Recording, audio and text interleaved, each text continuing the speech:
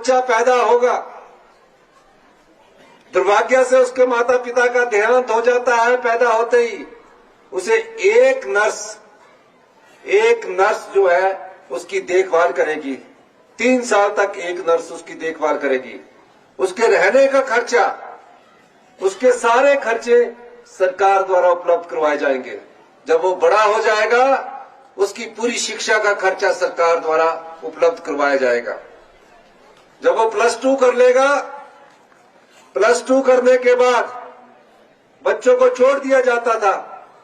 हमने कहा 0 से 27 साल तक की उम्र का जो भी बच्चा अपनी माता को खो चुका, अपने पिता को खो चुका है, 27 साल तक हिमाचल प्रदेश की ये कांग्रेस सरकार उसका ख्याल रखेगी। उन्हें चिल्ड्रन ऑफ द स्टेट का दर्जा दिया गया। अब +2 करने के बाद बच्चा कॉलेज जाना चाहता है। जिस तरह हम अपने बच्चों को कॉलेज भेजते हैं, कुछ को डॉक्टर बनने के लिए भेजते हैं, कुछ को इंजीनियर बनने के लिए भेजते हैं।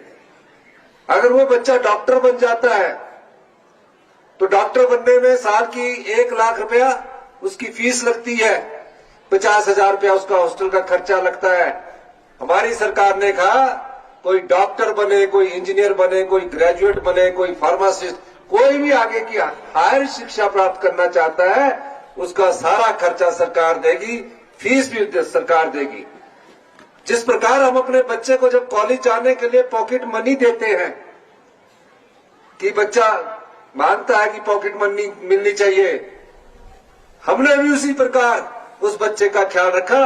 उसे 4,000 रुपया पढ़ने के समय जाते वक्त पॉकेट मनी मिलेगी हर महीना, और साल का 48,000 रुपया मिलेगा। जिस प्रकार सरकार ने अपने बच्चों के लिए, हम सरकारी कपड़े खरीदते हैं, गर्म कपड़े खरीदते हैं, सर्दी के अलग कपड़े खरीदते हैं, उसके लिए भी हम उसे 10,000 रुपया उपलब्ध करवाएंगे। कोई त्योहार होगा, जिस प्रकार त्योहार में बच्चा आनंद करना चाहता है, चाहे दीपावली है, होली है, हमारे धर्मों से संबंधित जो भी त्योहार होंगे, उस त्योहार का भी उसे 500 रुपया उस त्योहार से पहले उसे मिलेगा। ये सरकार की संवेदनशीलता ही है कि आज उस समाज के उस वर्ग तक पहुंचे। मुख्यमंत्री बना, आप लोगों के आम परिवार से उठकर मैंने राजनीतिक जीवन की शुरुआत की। एक रिवाज होता है, सचिवालय के कर्मचारी शपथ ग्रहण के बाद उनका सचिवालय के गेट पर स्वागत करते हैं। मैंने उस परंपरा को तोड़ा। मैं उन अनाथ बच्चों के पास गया, उस बालिका आश्रम में गया, और मैंने उनसे मिलकर उनसे कुछ सीखा।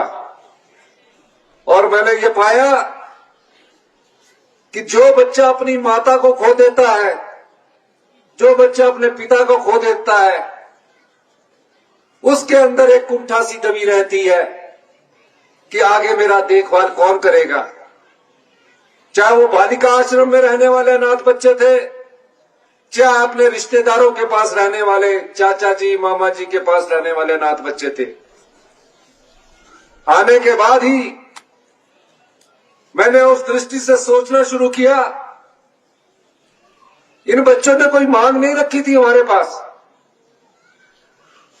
मैंने इनके भाव को पढ़ा, और आज मैं दावे के साथ कह सकता हूं, जिन बच्चों ने अपनी माता को खोया है, जिन बच्चों ने अपने पिता को खोया है, हमारी सरकार ने जो 14 महीने पहले बनकर आई, समाज के उस अंतिम वर्ग को छुआ है, और हिंदुस्तान का पहला ऐसा कानून बनाया जहां अनाथ बच्चों को चिल्ड्रन ऑफ द स्टेट का दर्जा दिया।